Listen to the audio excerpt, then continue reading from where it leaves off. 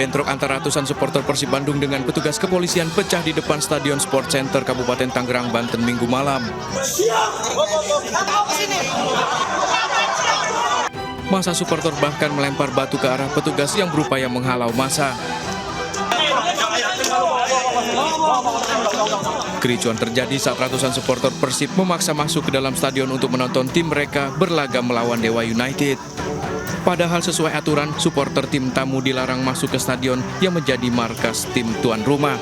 Supporter pun tetap datang hingga polisi terpaksa menghalau massa. Kami dari manajemen Dewa sudah mengirim surat kepada manajemen Persib, Boboto, dan kita juga sudah ekspos di media sosial kita di Dewa United bahwa tanpa dihadiri penonton umum, karena yang hadir hanya tamu undangan yang kita beri surat undangan. Dalam bentrokan ini sejumlah supporter diamankan sementara beberapa petugas kepolisian mengalami luka-luka. Dari Kabupaten Tangerang, Banten, Aimarani, iNews melaporkan.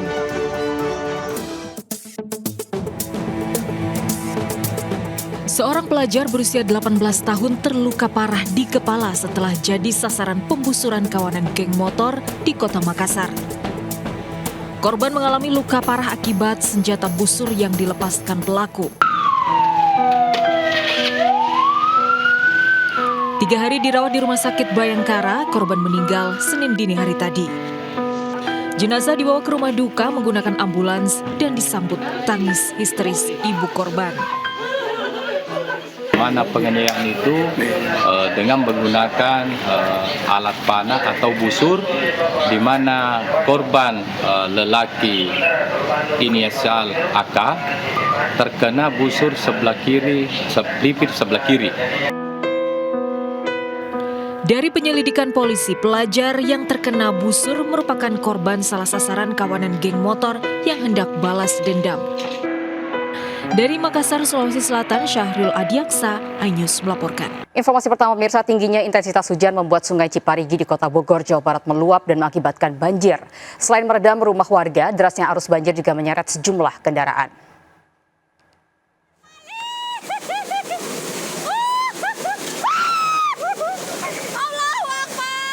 Kendaraan terjebak arus banjir di Kedung Halang, Kota Bogor, Jawa Barat saat hujan deras mengguyur Minggu petang. Dalam rekaman video amatir warga, sebuah sepeda motor terseret arus. Sementara warga berusaha mengevakuasi satu unit mobil yang hanyut terbawa luapan arus Sungai Ciparigi. Tim SAR gabungan dikerahkan ke sejumlah lokasi untuk mengevakuasi penumpang dan kendaraan yang terjebak banjir. Luapan Sungai Ciparigi juga menyebabkan puluhan rumah warung serta angkot di Kelurahan Bantar Jati, Bogor Utara juga terendam banjir 1 meter. Deras, terus kiriman air sih biasanya dari kota yang gede. Udah gitu kan kita kan kalinya kecil, dangkal ya, nggak terlalu dalam, jadi cepet naiknya gitu. Nah bulan ini 7 kali masuk, udah 7 kali. Ini yang ke-7 ini yang paling gede nih. Dampaknya yang di Kelurahan Babakan itu 1 orang terjebak di kosan karena kosan itu berada di basement.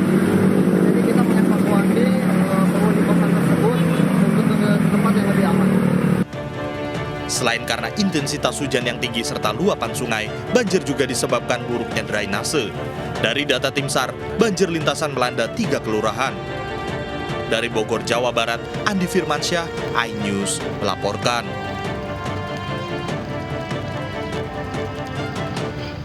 Ke informasi lainnya pemirsa, ratusan atlet judo dan pengunjung hotel panik berhamburan berusaha menyelamatkan diri saat dinding bangunan sebuah hotel di Kota Bogor, Jawa Barat tiba-tiba bergetar dan retak. Diduga kondisi bangunan sudah lapuk termakan oleh usia.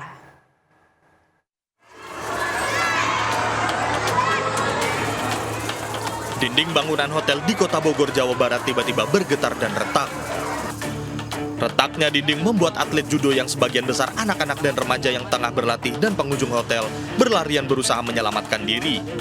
Selain dinding retak, tiang penyangga bangunan juga rontok terkelupas. Kepanikan para peserta judo terlihat dari rekaman video amatir. Insiden itu terjadi saat para peserta sedang melakukan pemanasan sebelum bertanding, namun tiba-tiba terhenti lantaran bangunan bergetar. Untuk menghindari hal yang tidak diinginkan, ratusan peserta judo tingkat SD dan SMP yang hendak bertanding terpaksa dievakuasi ke lokasi lain. Tadi sudah kita kumpul, kemudian juga kita sudah mulai pemanasan anak SMP dan SD. Kelihatan ada sesuatu yang ya menurut kami cukup berbahaya begitu ya. Daripada kami mengambil risiko dengan adanya kondisi bangunan yang tidak, mohon maaf, mungkin menurut kami kurang layak begitu ya, daripada cari risiko, maka kami secara spontan untuk mengambil pengamanan pindah ke lokasi latihan kita. Dari pengakuan penyelenggara, bangunan hotel dan resort yang mereka sewa diduga lapuk termakan usia. Beruntung insiden tersebut tidak menimbulkan korban. Dari Bogor, Jawa Barat, Andi Firmansyah, iNews melaporkan. Banjir yang melanda 25 desa di Kabupaten Aceh Singkil terus meluas. Lebih dari 18.000 kepala keluarga terdampak banjir, sekitar 300 warga bahkan kini mengungsi. Sementara ribuan warga lainnya memilih untuk bertahan di rumah dengan membuat lantai darurat.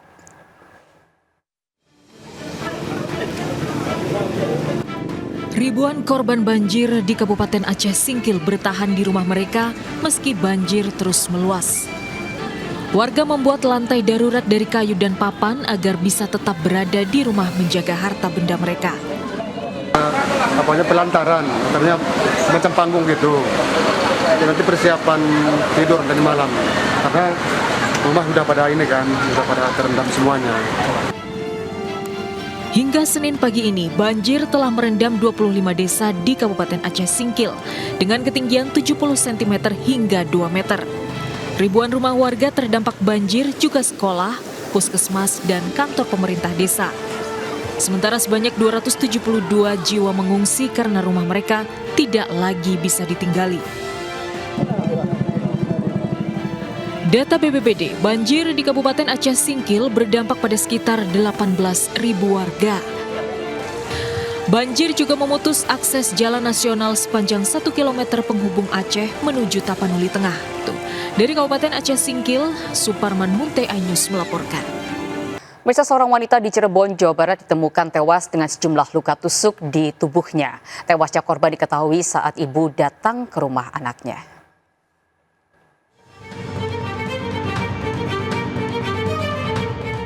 Rasni, wanita 47 tahun warga desa Cangkuak, Kecamatan Duku Puntang, Kabupaten Cirebon, Jawa Barat tewas mengenaskan. Janda satu anak ini ditemukan tewas di rumahnya dengan 9 luka tusukan di dada. Dugaan pembunuhan korban baru diketahui warga setelah mendengar teriakan ibu korban yang histeris saat tiba di rumah korban menemukan korban tewas dalam kamar. Satreskrim Polresta Cirebon yang tiba di lokasi pun menggelar olah TKP. Polisi meminta keterangan sejumlah saksi termasuk ibu korban yang tinggal satu rumah dengan korban. Kalau ya ada teriak-teriak dari yang ibunya teriak-teriak. Ibunya. Terus Bapak datang? Bapak saya datang, ya. Terus pas datang kondisinya gimana? Pas datang kondisi ya sudah nggak ada nyawanya. Udah terkapar. Polisi menemukan pisau dapur yang diduga digunakan pelaku menghabisi nyawa korban ditemukan di belakang rumah tak jauh dari pintu keluar.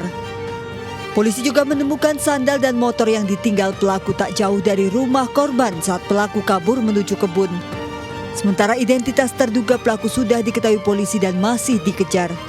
Untuk barang bukti semuanya sudah dibawa ke unit Resmob Polresta Cirebon. Pelaku dalam pengejaran kemudian? Untuk pelaku sekarang dalam pengejaran dari tim buser. Kejadian jam berapa, Dan? Kejadian sekitar jam 2, dilaporkan sekitar jam 3. Jasad korban dibawa ke Rumah Sakit Bayangkara untuk diotopsi, sementara sejumlah barang bukti diamankan di bawah unit Inavi Satreskrim Polresta Cirebon untuk diperiksa. Dari Cirebon, Jawa Barat, Toi Iskandar, iNews melaporkan. Perampok bersenjata api beraksi di minimarket di Kota Bekasi, Jawa Barat. 6 pelaku mengancam karyawan minimarket dengan senjata tajam dan juga senjata api. 1 karyawan minimarket mengalami luka parah.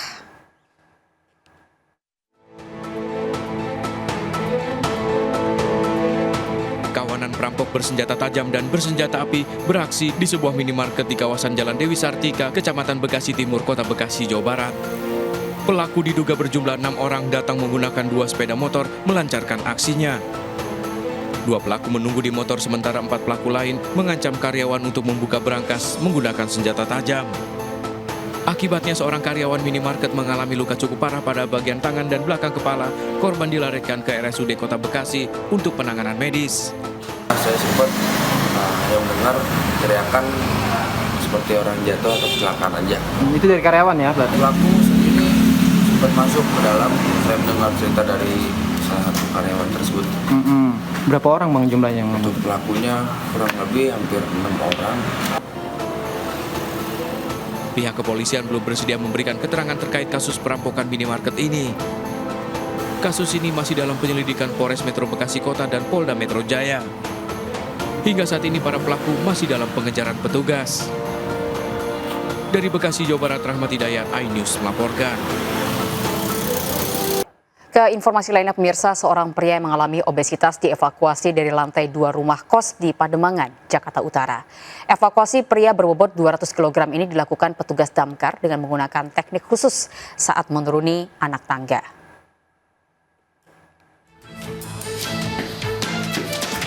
Puluhan petugas damkar mengevakuasi pria berbobot 200 kg dari sebuah kamar kos di Jalan Pademangan 1, Jakarta Utara pada Minggu siang. Evakuasi berlangsung dramatis lantaran pria obesitas berada di lantai 2, sementara tangga menuju lantai 1 sangat sempit. Dengan menggunakan tandu, petugas pun harus mengikat tali tandu ke tangga agar tidak terbalik. Berat badannya kurang lebih sekitar 200 kilo. Korban minta dievakuasi, keluarga korban minta dievakuasi, dan kita dari lantai 2 menggunakan tandu dan teknik lainnya menggunakan tali menali. Pria obesitas berusia 43 tahun yang tengah sakit ini selanjutnya dibawa ke rumah sakit di kawasan Sunter, Jakarta Utara. Dari Jakarta, Sofyan Firdaus, iNews melaporkan. Harga komoditas bahan pokok di berbagai wilayah tanah air kembali meningkat. Di Pasar Boyolali, Jawa Tengah, harga gula pasir dan gula Jawa merangkak naik mencapai Rp19.000 per kilogramnya. Sementara di Tangerang, Banten, harga cabai, telur dan juga gula terus mengalami kenaikan hingga dikeluhkan baik oleh pedagang maupun pembeli.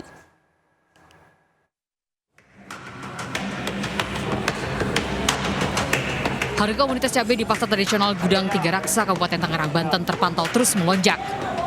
Harga cabai rawit merah yang normalnya hanya Rp60.000 kini tembus Rp100.000 per kilogram. Cabai merah keriting yang sebelumnya di kisaran Rp50.000 kini naik menjadi Rp90.000 per kilogram. Cabai rawit hijau yang sebelumnya dibanderol Rp40.000 kini naik menjadi Rp70.000 per kilogram. Selain cabai, harga gula curah dan gula kemasan juga terpantau naik dari Rp15.000 menjadi Rp18.000 per kilogram. Sementara harga telur yang sebelumnya dibanderol Rp25.000 kini naik menjadi Rp28.000 per kilogram. Pedagang mengaku kenaikan harga membuat omset para pedagang turun hingga 60%. Nah, mungkin lah musim kering, ya susah pasokannya nggak ada mungkin. Itu doang sih. Bang, untuk omset gimana Bang? Berkurang nggak Bang?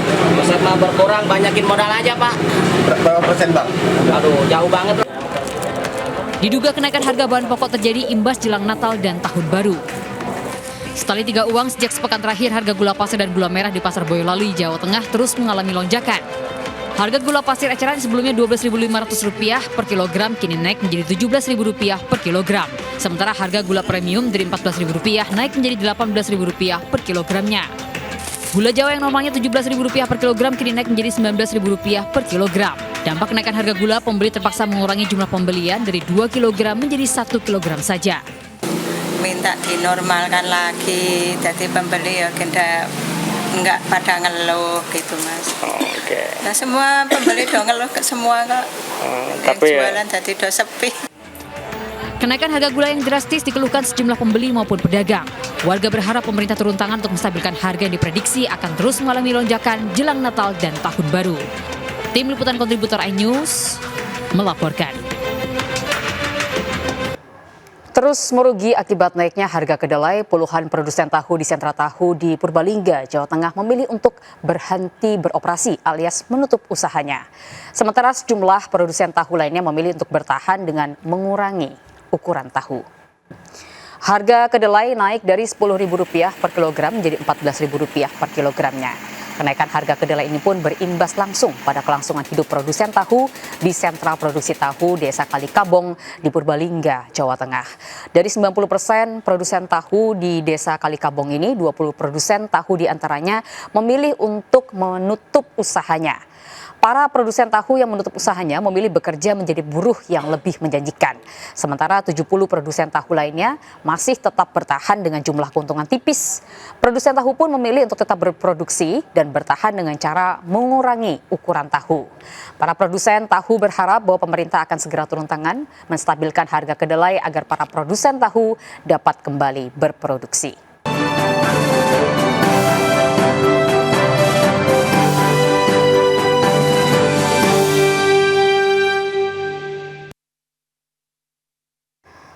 Pemirsa, hari ini Komisi Pemilihan Umum menggelar deklarasi kampanye pemilu damai 2024 untuk 18 parpol peserta pemilu dan ketiga pasangan capres-cawapres di kantor KPU Jalan Imam Bonjol, Jakarta Pusat.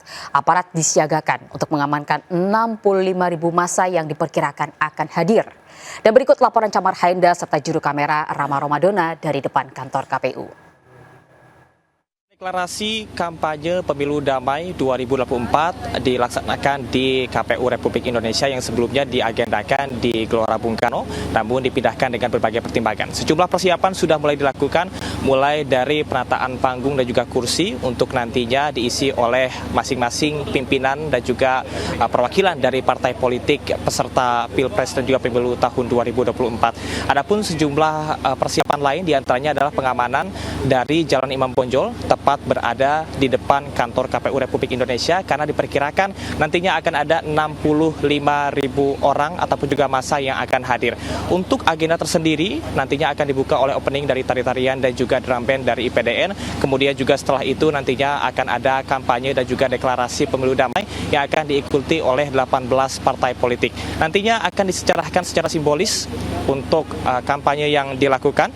Yang pertama adalah kira pemilu dari 18 partai yang sudah melakukan kira pemilu secara estafet. Setelah itu nantinya akan ada penyerahan bendera secara simbolis dari KPU kepada masing-masing perwakilan ataupun juga pimpinan dari partai politik.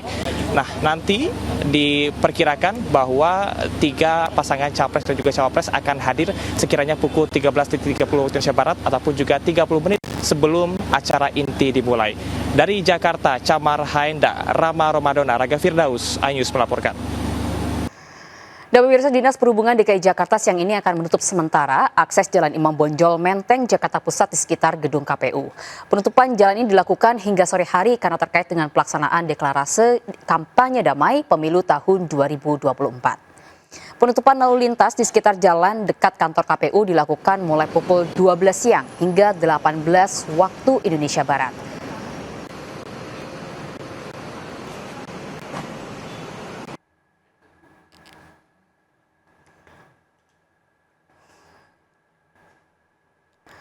Lalu lintas yang ditutup diantaranya yakni dari arah timur Cikini menuju barat Bundaran HI dialihkan melalui Jalan Hos Cokro Aminoto, Jalan Muhammad Yamin, Jalan Imam Bonjol atau melalui Jalan Taman Suropati, Jalan Teuku Umar, kemudian Muhammad Yamin dan Jalan Agus Salim.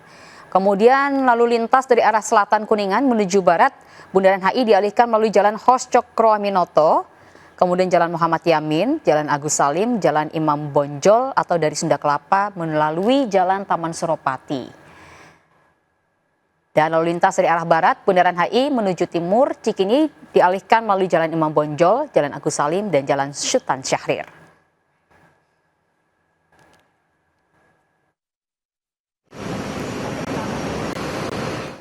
Puluhan ribu masyarakat Kalimantan Barat mengikuti senam sehat bersama calon presiden dan wakil presiden 2024 yakni Ganjar Pranowo dan Mahfud MD di depan Alun Kapuas, Pontianak.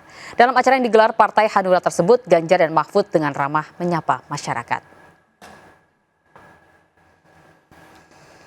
Puluhan ribu masyarakat berdesakan mengikuti senam sehat yang digelar oleh Partai Hanura. Bukan tanpa alasan masyarakat begitu gegap gempita mengikuti acara senam sehat.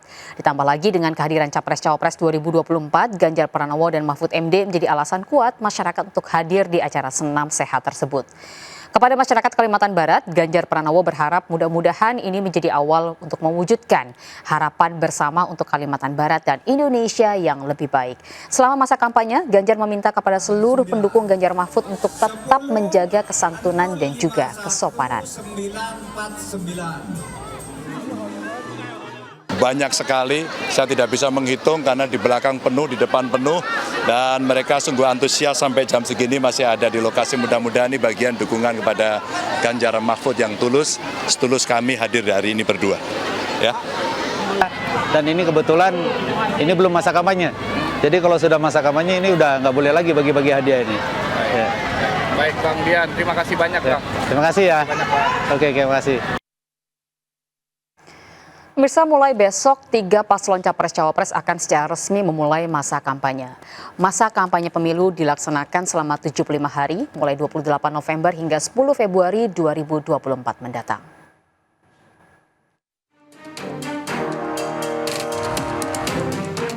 Meski hari pemilihan masih berlangsung 14 Februari, namun gegap gempita pesta demokrasi sudah dimulai.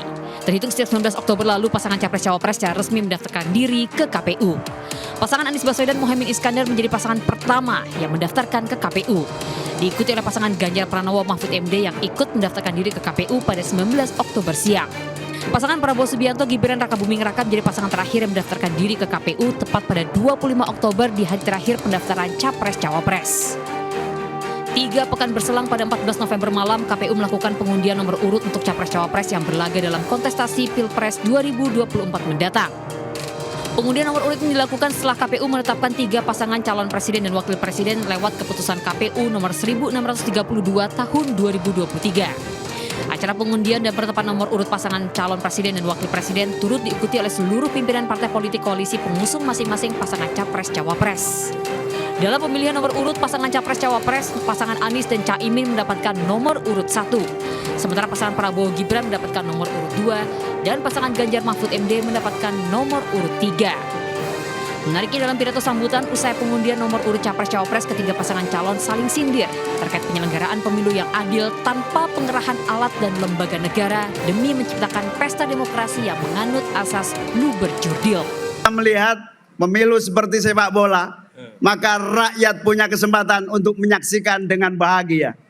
Kalau ada pemain yang bersifat curang, tolong diteriaki supaya tidak curang. Kalau ada wasit merangkap pemain, kita foto dan kita sebarluaskan. Kalau ada wasit yang curang, kita laporkan kepada FIFA sebagai lembaga tertinggi. Itu harus utuh, seutuh-utuhnya.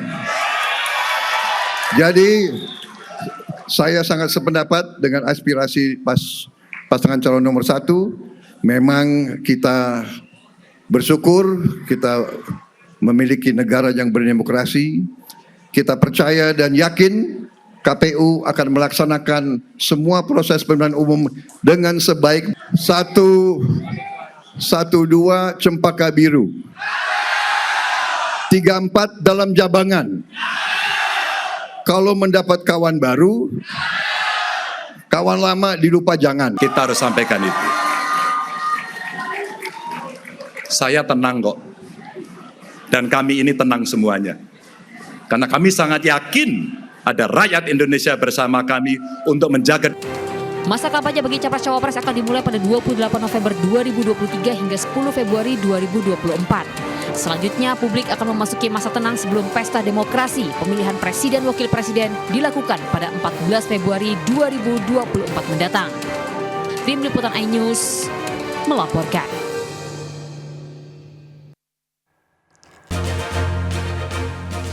Kembali bersama kami pemirsa, 3 WNI relawan Mercy di Gaza, Palestina sudah berhasil mengungsi ke Gaza Selatan. Ketiganya kini dalam kondisi sehat dan proses evakuasi ketiga relawan ini menggunakan bus terekam kondisi memprihatinkan selama di perjalanan.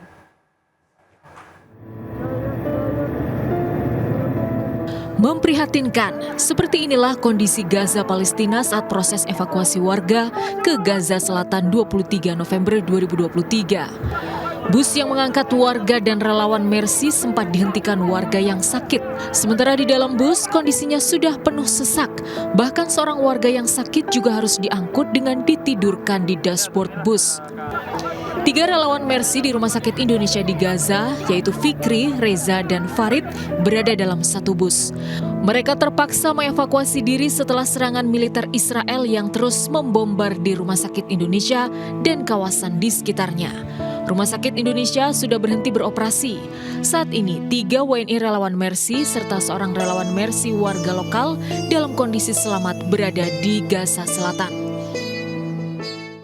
Kami mengevakuasi dari Rumah Sakit Indonesia ke jalur Gaza bagian selatan karena memang di sana keadaan memang sudah mengkhawatirkan. Sekarang Rumah Sakit Indonesia sudah tidak ada lagi. Bahkan dokter pun sebagian juga sudah mengungsi ke jalur Gaza bagian selatan.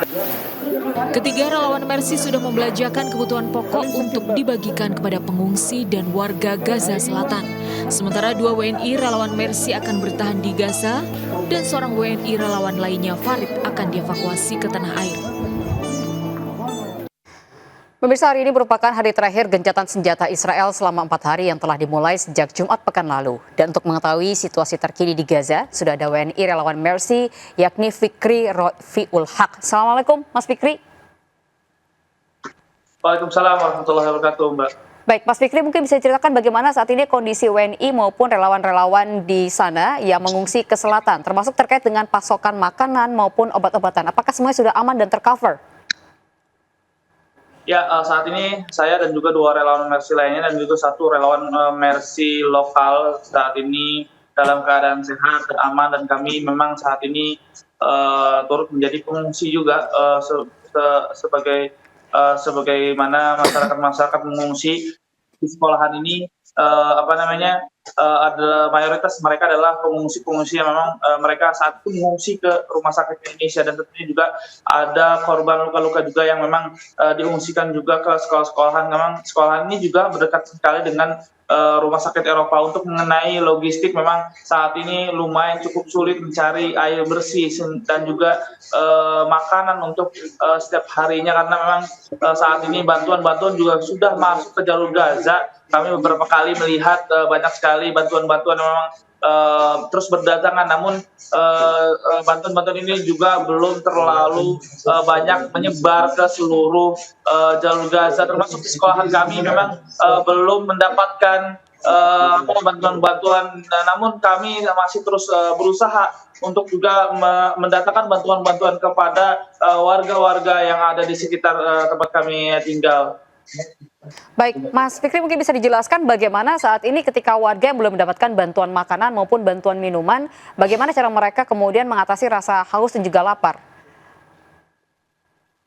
Ya, tentunya jangankan para pengungsi, juga kami tim Mercy juga lumayan cukup kewalahan mencari air bersih dan juga makanan, namun kami terus berusaha untuk mencari air bersih dan juga mendatangkan air bersih. Kemarin juga sudah ke sekolah, namun hanya bertahan untuk 1 hari saja, karena setiap hari mereka juga menggunakan kamar mandi tentunya untuk mereka membersihkan diri dan juga mereka untuk minum, dan juga mereka terpaksa memang para masyarakat juga terus saat gencatan senjata ini memang mereka terus mencari bahan pasokan makanan serta kebutuhan lainnya seperti memang baju hangat, karena memang pada jalur Gaza ini sudah memasuki musim dingin.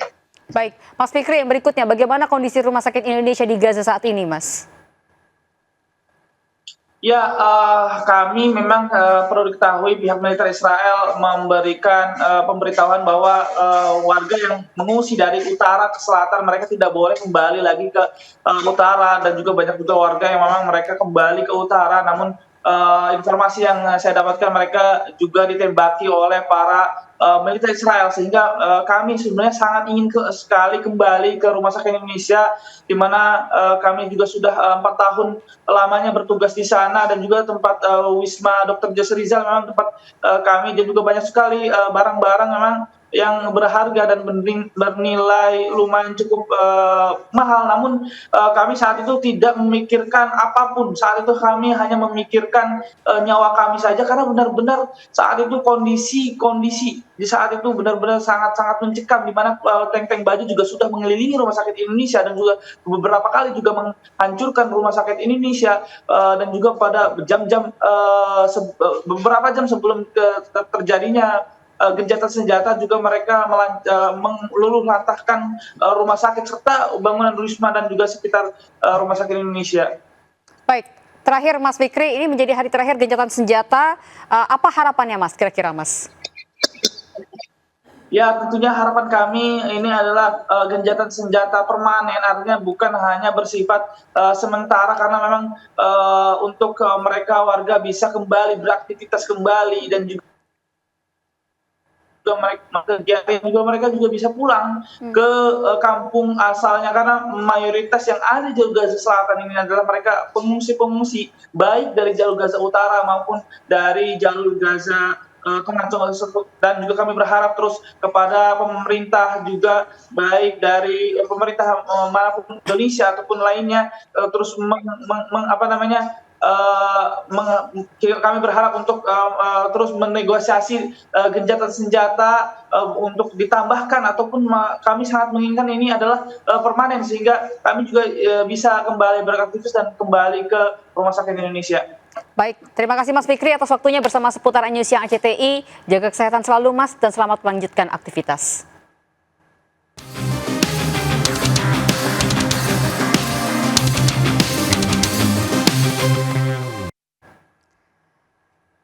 Pemirsa, pencurian 3 ponsel senilai 50 juta rupiah dilakukan 8 orang terekam kamera CCTV. Modus pelaku berpura-pura mobil korban mengalami kerusakan, dan selengkapnya kami rangkum dalam Seputar Kriminal berikut ini.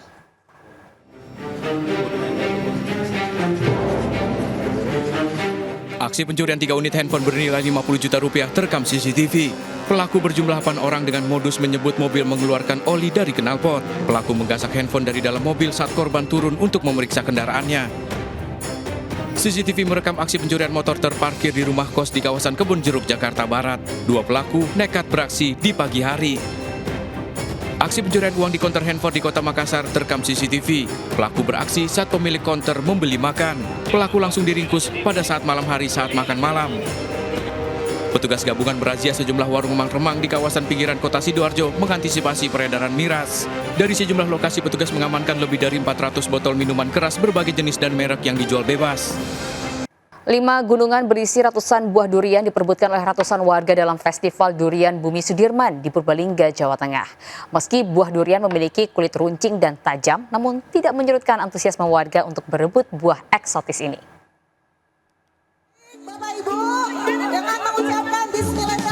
Ratusan warga berdesakan berebut buah durian gratis yang dibagikan dalam Festival Durian Bumi Sudirman di Purbalingga, Jawa Tengah. Ada 5 gunungan durian setinggi 2 meter lebih yang diperebutkan ratusan warga. Bahkan warga tidak takut kejatuhan durian meski buah eksotis itu memiliki kulit runcing dan tajam. Panitia bahkan berkali-kali harus mengingatkan warga untuk berhati-hati. Nggak dapat, susah nggak? Gimana sih kok bisa nggak dapat? Kenapa? Susah apa gimana? Udah dipegang, tapi talinya itu lepas. Nggak susah lepas. Nggak bawa alat, gunting atau pakai kantor gitu bisa. Sebelum diperebutkan, 5 gunungan berisi 500 buah durian diarak keliling desa. Festival Buah Durian Bumi Sudirman ini bertujuan mempromosikan pariwisata Dusun Sumingkir sebagai dusun penghasil durian. Meski festival durian ini berlangsung lancar, puluhan warga harus kehilangan ponsel dan dompet yang dicopet saat berdesakan. Total ada 30 ponsel yang hilang. Dari Purbalingga, Jawa Tengah, Catur Edi Purwanto, iNews melaporkan. Pemirsa, Lembaga Bantuan Hukum DPD Partai Perindo Jakarta Timur melayangkan somasi terhadap rumah sakit di kawasan Podomoro akibat dugaan malpraktik terhadap Eva Yanti Marbun. Bantuan pendampingan hukum untuk Eva Yanti Marbun menjadi komitmen Partai Perindo dalam menghadirkan keadilan bagi warga yang membutuhkan.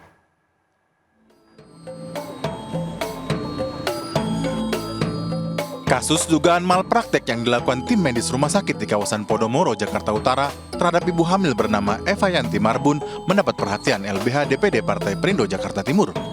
Tim medis diduga melakukan kelalaian dalam tindakan medis hingga membuat bayinya mengalami kebocoran usus. Partai Perindo memberikan pendampingan hukum dan keadilan dengan melayangkan somasi kepada pihak rumah sakit. Nyonya Eva Yanti Marbun Adapun kami selaku kuasa hukum diberikan kuasa untuk mengajukan upaya hukum terhadap Rumah Sakit Umum Podomoro, Hermina Podomoro, sehubungan dengan adanya dugaan tindak pidana malpraktek. Pihak Rumah Sakit Hermina Podomoro untuk memberikan somasi untuk meminta pertanggungjawaban atas dugaan tindakan malpraktek yang dilakukan oleh tim medis terhadap klien kita yang saat ini anaknya sedang mengalami kritis di Rumah Sakit Hermina dan Mogot. Bantuan aspirasi hukum LBH Partai Perindo dilakukan guna memberikan kenyamanan dan keadilan untuk rakyat kecil. Dari Jakarta, Paulina Aristiawan, iNews melaporkan.